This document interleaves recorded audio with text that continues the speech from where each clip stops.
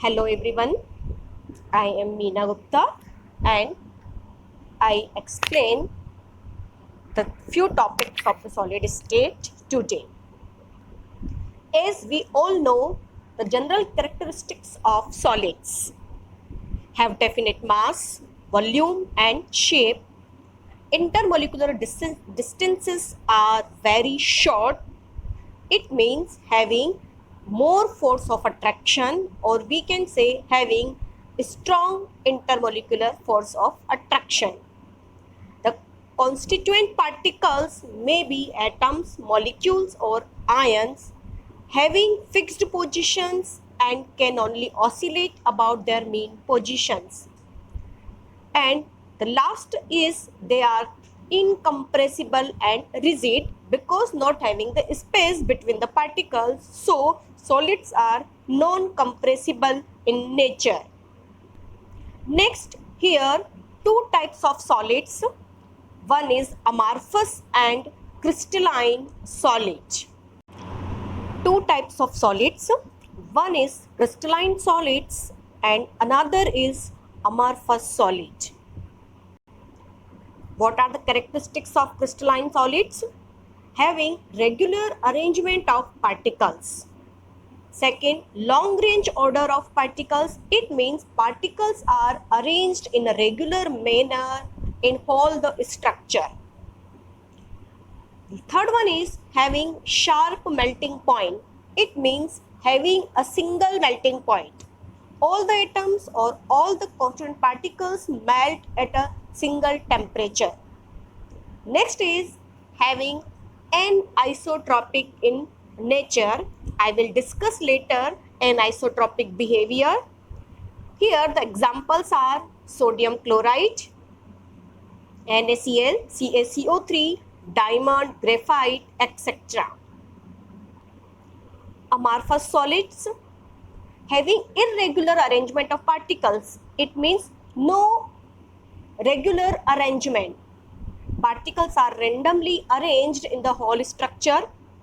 Short range order of particles, it means again the same. Particles are not arranged in a regular manner in the whole structure.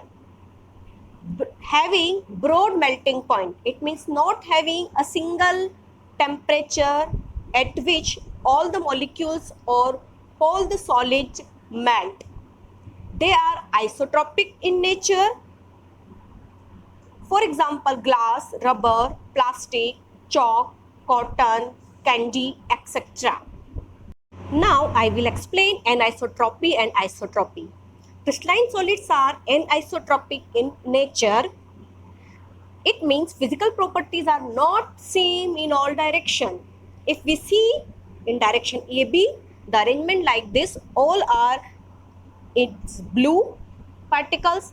When we see from CD direction, alternate blue red arrangement. And if we see from the EF, then having something different arrangement from both. So show the physical property different in different direction, like electrical resistance, refractive index, thermal expansion, etc. But in case of amorphous solids, they are isotropic in nature, having various physical properties are same in all directions because not having a regular arrangement. So this is the isotropic and anisotropic.